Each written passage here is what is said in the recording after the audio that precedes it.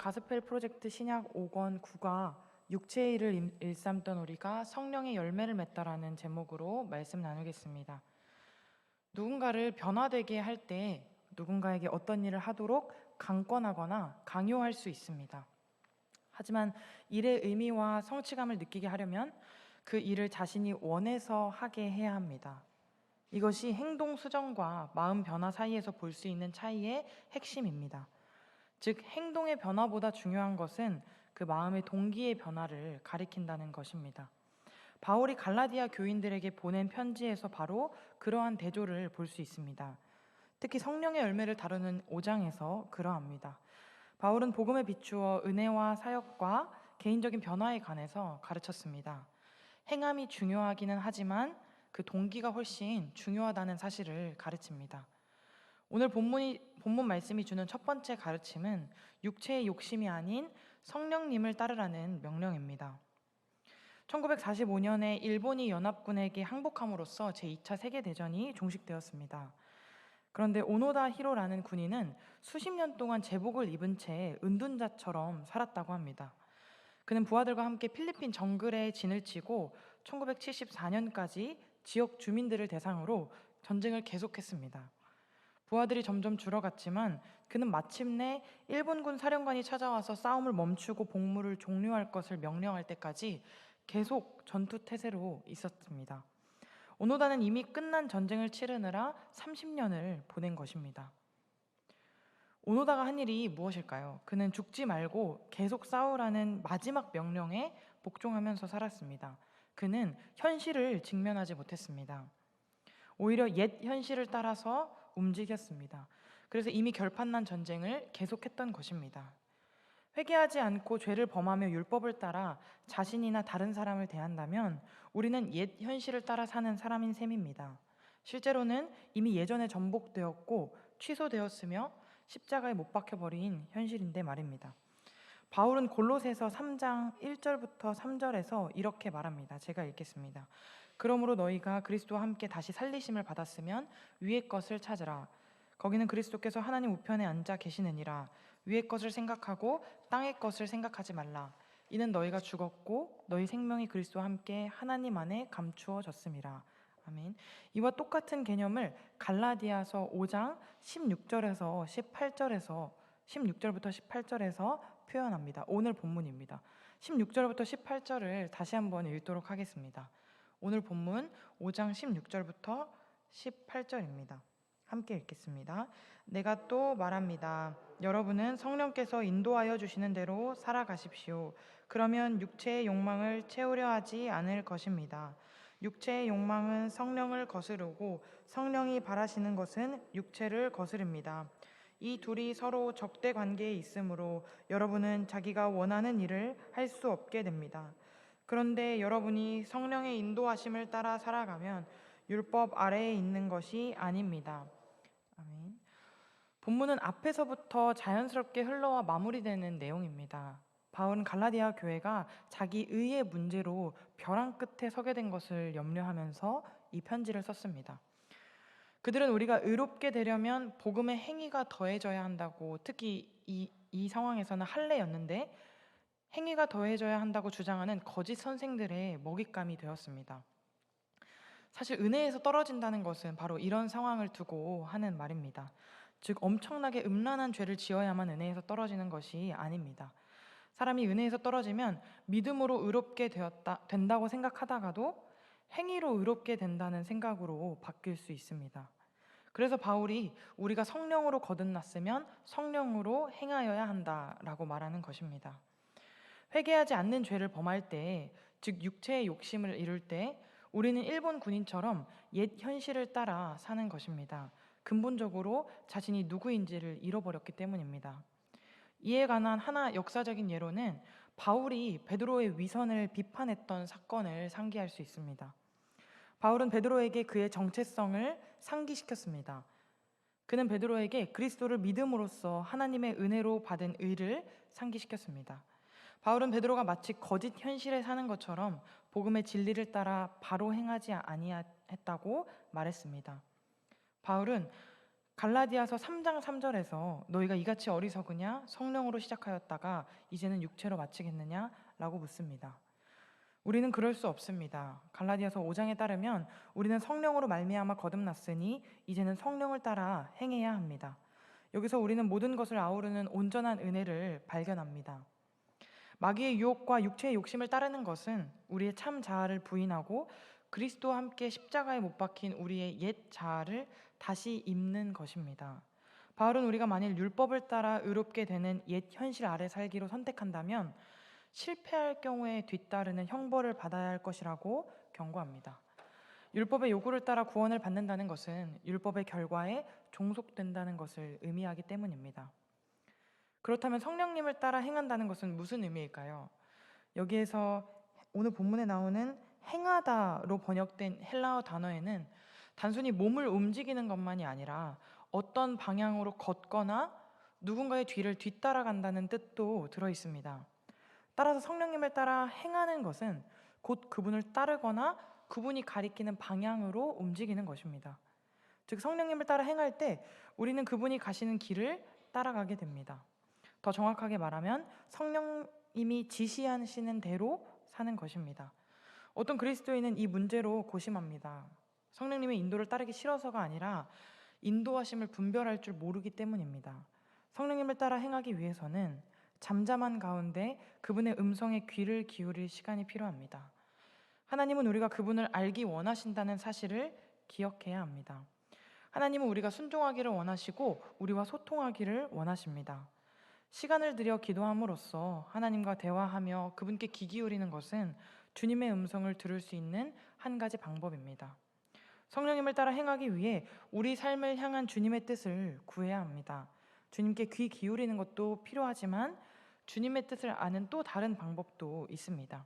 우리가 종종 간과하는 것이기도 합니다. 바로 말씀입니다.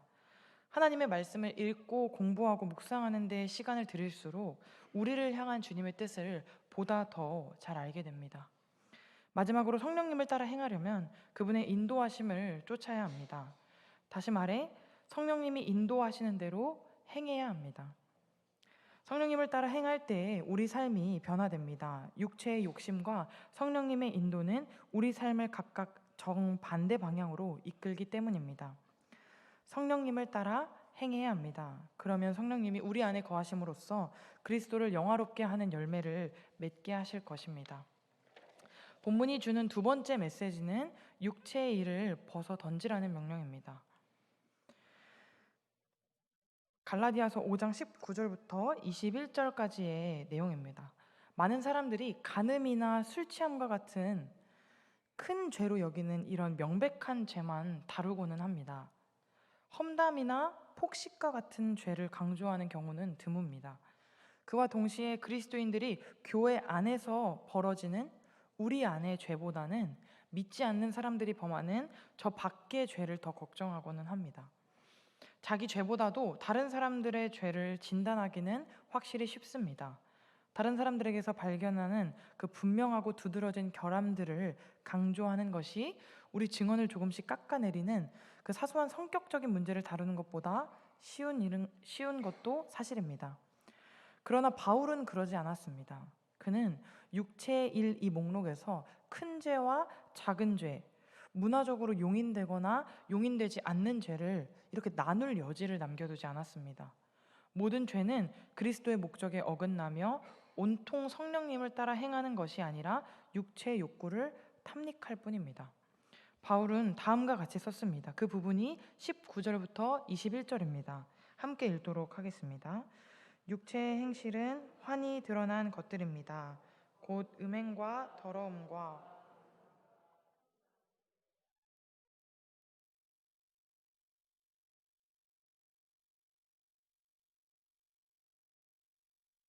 질투와 술 취함과 흥청망청 먹고 마시는 노름과 그와 같은 것들입니다.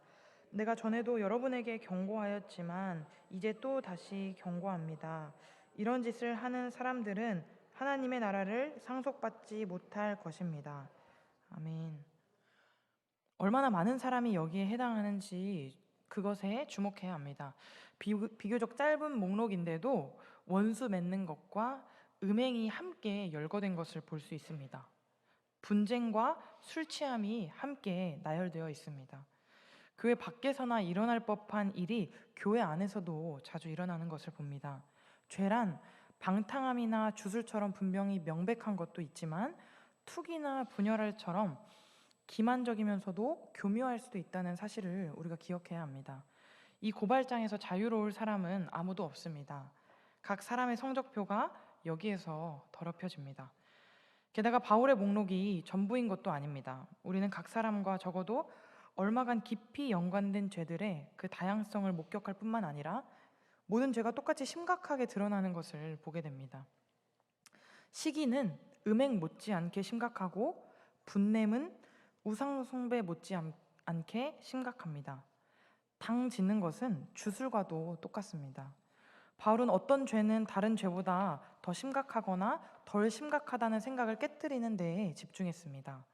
죄의 결과는 각기 다르지만 모든 죄에 대한 율법의 판단은 같습니다. 거룩하신 하나님 앞에서 정죄받는다는 사실입니다. 그리스도 안에 있는 사람들에게 이 각각의 죄는 하나님이 누구이신지와 하나님이 자기 백성을 위해 무슨 일을 행하셨는지에 관한 그릇된 인식을 보여줍니다. 여기에 나열된 육체의 일들은 심각하니 우리가 벌어야만 합니다. 우리가 주목해야 할 또 한 가지가 있습니다. 어떤 육체의 일은 외적으로 드러나는 속성 때문에 눈으로 볼 수가 있습니다. 술 취함이나 분냄 같은 것들이 그렇습니다. 하지만 어떤 것들은 내적인 속성이 있다는 사실을 주목해야 합니다. 우리 안에 있는 미움은 눈에 보이지 않습니다. 시기나 분쟁이나 투기도 그렇습니다. 그러나 이러한 마음 자세도 마찬가지로 우리가 버려야 합니다. 눈에 바로 보이지 않더라도 어떤 식으로든 표출되기 마련입니다. 그리스도를 따르는 사람이라면 내적이든 외적이든 모든 육체의 일을 버려야 합니다. 성령님을 따라 행한다면 이런 죄들을 범할 수 없습니다. 가장 무서운 점은 바울이 이런 죄를 범하는 자들은 하나님 나라를 유업으로 받지 못할 것이라고 지적했다는 사실입니다. 왜 그럴까요? 하나님 나라는 육체를 따라 살던 것을 회개하고 이제는 성령님을 따라 살기로 헌신한 사람들을 위한 곳이기 때문입니다. 이 말은 그리스도인들이 더 이상 죄를 짓지 않는다는 말일까요? 그렇게 보일 수도 있습니다. 본문에서 바울이 이 질타한 죄된 삶을 피할 길이 없습니다. 하나님께 불순종하는 것은 엄중하고도 무시무시한 일입니다. 그러나 이런 일을 하는 자들이란 이 바울의 말이 도움이 됩니다. 분명히 영광의 편에 선 그리스도인들은 여전히 죄와 씨름하고 있습니다. 이것이 바로 요점입니다. 싸우고 있다는 것 말입니다. 바울은 자신이 열거한 일들을 하는 자들을 언급할 때 이런 죄를 저지르면서도 죄책감이 없는 자들이나 그들 삶에 성령님이 안 계시다는 뜻이겠죠. 회개하고자 하지 않는 자들, 그러니까 성령님께 불순종하는 자들을 가리킨 것이었습니다. 문맥상 이런 일을 하는 이란 이 단순히 사람에게서 죄가 나타남을 가리키는 것이 아니라 그 죄된 생활 방식에 헌신하는 것을 의미합니다. 바울은 이런 종류의 육체의 일로 특징 지어지는 삶을 사는 사람들은 스스로 그리스도인이라고 주장하든 말든 구속의 영광에 참여할 수 없는 사람들이라고 말하고 있습니다. 그들은 구원하시는 하나님의 영으로 변화되지 않았다는 증거를 수없이 보여줍니다. 그러니 그리스도와 함께 부활할 수 없고 새 생명으로 살아갈 수도 없습니다. 우리의 행위는 존재에서 비롯됩니다. 행동의 문제는 결국 믿음의 문제인 것입니다. 어떤 사람이 될지 혹은 무슨 일을 하는 사람이 될지에 따라서 삶의 방식이 정해집니다. 그러므로 그리스도와 함께 십자가에 못 박혔다는 것은 육체적인 정욕과 갈망을 벗어버리고 성령님을 쫓는 것을 의미합니다. 그러나 육체의 일을 벗어버리는 것은 그리스도 안에서 누리는 새로운 삶의 일부에 지나지 않습니다. 옛사람이 죽음으로써 이제는 내가 사는 것이 아니요 내 안에 그리스도께서 사시는 것임을 정말로 입증하려면 새 사람을 입어야 합니다. 새 사람에 관한 좋은 소식은 우리에게 약속하신 성령님이 새 사람이 나타나게끔 하실 것이라는 사실입니다.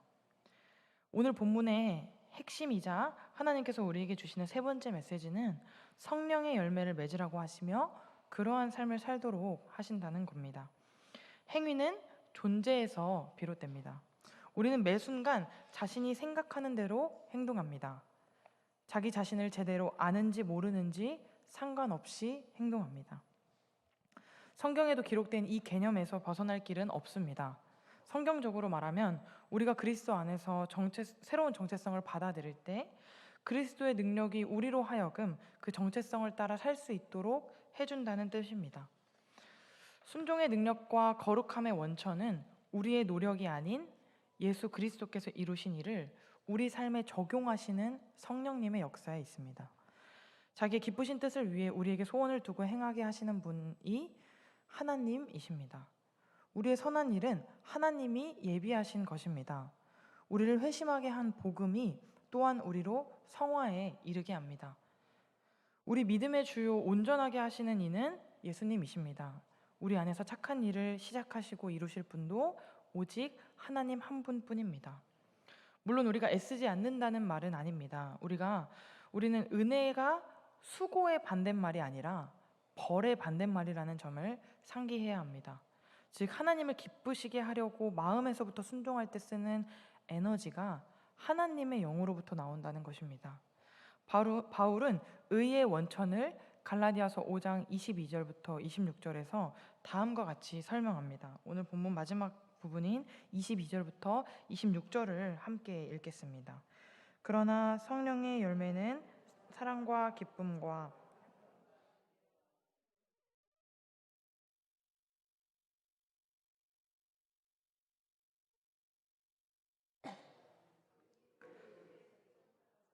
정욕과 욕망과 함께 자기의 육체를 십자가에 못 박았습니다. 성령으로 삶을 얻었으니 우리는 성령이 인도해 주심을 따라 살아갑시다. 우리는 잘난 체 하거나 서로 노엽게 하거나 질투하거나 하지 않도록 합시다. 아멘. 가장 먼저 주목할 점은 성령의 열매 목록과 이전의 육체의 일 그 목록이 어떻게 다른가 하는 것입니다. 육체의 일이란 곧 일입니다. 또는 사람들이 하는 행위를 말합니다. 그런데 성령의 열매 목록은 대부분 우리가 자질이나 특징으로 부르는 것들로 구성되어 있습니다. 두 목록의 일반적인 비교에서 무언가를 끄집어낸다면 바로 이것일 것입니다. 악행의 해결책은 선행이 아니라 그리스도 안에 있음으로써 얻어지는 선함이라는 것입니다. 많은 사람이 음행이나 술 취함이나 포르노에 빠지지 않고 건전하게 살아가지만 또 많은 사람이 동시에 사랑도 기쁨도 참을성도 친절함도 온화함도 없이 살아갑니다. 그래서 여기서 오늘날 그리스도인의 제자 훈련에 관한 수많은 접근법에 이 기본적인 문제가 있음을 발견합니다. 존재의 변화보다는 다르게 행동함에 근거를 둔 접근법이기 때문입니다. 바울은 이러한 자질들을 성령의 열매로 불렀는데 성령님이 만드시는 것임을 보여줍니다. 우리는 수동적인 존재가 아니지만 그렇다고 해서 주동자도 아닙니다. 우리가 성령에 힘입어서 죄를 회개하고 예수 그리스도를 신뢰하면 성령님이 우리 안에 역사하셔서 이 열매들을 맺게 하십니다. 성령님이 우리 안에 사랑과 희락과 화평과 오래 참음과 자비와 양선과 충성과 온유와 절제의 열매를 맺어 주실 때 우리의 외적인 행동도 변화되는 것을 보게 됩니다. 사랑의 사람이 사랑을 실천합니다. 희락으로 가득한 사람이 다른 사람들 앞에서도 기쁘게 행동합니다. 존재가 행동으로 이어지는 것입니다. 우리 내면이 하나님을 점점 닮아갈 때 외적으로도 자연스럽게 주님과 닮은 삶을 살게 됩니다. 이제 우리는 율법과 하나님의 명령이나 기대하심을 완전히 새로운 시각으로 보게 되었습니다. 우리는 율법의 정죄로부터 해방되어서 율법에서 자유하게 되었습니다. 하나님은 우리를 거룩하게 하기로 작정하셨습니다. 그러므로 내가 거룩하니 너희도 거룩할지어다 라는 베드로전서 말씀은 명령일 뿐만 아니라 약속이기도 합니다. 우리는 거룩해지도록 부름받았고 거룩하신 성령님을 받았습니다. 이것만으로도 복된 소식입니다. 그리스도인이라면 마지못해서가 아니라 순종하길 원하기 때문에 순종합니다. 우리 안에 거하시는 하나님의 영이 보증하는 바입니다. 우리는 좋은 열매를 맺을 것입니다. 이것으로 죄를 없애지는 못하지만 자기 죄를 더욱 의식하고 인정하도록 하게 되고 영적으로 확실히 성장하게 될 것입니다. 복음 중심의 삶이란 우리 자신이 늘 복음으로 성장하고 지어져가는 바로 이 가스펠 프로젝트라는 사실을 의미합니다. 또한 우리 안의 변화는 자기 자신의 노력이 아니라 우리 안에 역사하시는 그리스도의 영을 통해 일어난다는 사실을 인정한다는 뜻입니다. 영광은 우리가 받는 것이 아니라 주님이 받으시는 것입니다. 바울은 갈라디아에 보내는 이 짧은 편지에서 유대주의자들에게 빌미를 준 그 교회를 책망하는 데에 많은 지면을 할애했습니다. 유대주의자들은 복음에 율법이라는 짐을 지우려고 했습니다. 일례로 거짓 선생들은 할례가 구원의 필수적이라고 우기면서 기본적으로 그렇죠, 은혜입니다. 그러나 라고 말하곤 했는데 은혜에 그러나를 붙일 때마다 은혜에 먹칠하는 셈이 되었습니다. 바울은 갈라디아 교인들이 상당히 교묘한 형태의 율법주의에 빠짐으로써 은혜에서 떨어져 나간 것에 대해서 마음 아파했습니다. 바울은 책망하는 과정에서 성경의 언약들을 다룸으로써 그가 이 복음을 만들어낸 것이 아니라는 사실을 보여주었습니다. 그 후에 복음이 율법과 구별되기는 하지만 상반되지는 않는다는 점을 가르치고자 했습니다. 그는 하나님이 거룩함을 향한 우리의 순종에 무관심하지 않으시다는 그 사실을 우리 모두가 깨닫기를 원했습니다. 그는 은혜로 충만한 마음에서 멀어져 행위로만 복종하는 것은 쓸모없고 무의미하다는 것을 우리가 알기를 원했습니다. 오늘 설교를 통해서 내 마음을, 내 존재를, 우리의 존재를 변화시키신 하나님의 은혜를 다시 상기하기를 원합니다. 우리에게 성령님을 보내주셔서 이전의 육체의 일을 청산하게 하시고 성령의 열매를 맺으면서 살아가도록 부어주시는 하나님의 그 크신 사랑에 감사합시다. 매일 매 순간을 성령님의 인도하심에 따라 살아가시기를 바랍니다. 그러기 위해서 매일 무릎 꿇고 하나님 앞에 나아가고 하나님 말씀에서 우리 인생을 향하신 하나님의 계획을 발견하고 성령님이 주시는 그 인도하심에 따라서 순종하며 살아가는 그러한 삶을 매일 매 순간 살아가시기를 소망합니다. 그렇게 은혜로 인도하실 주님을 기대하며 하나님을 더욱 붙잡고 의지하는 저와 여러분 되시기를 소망합니다.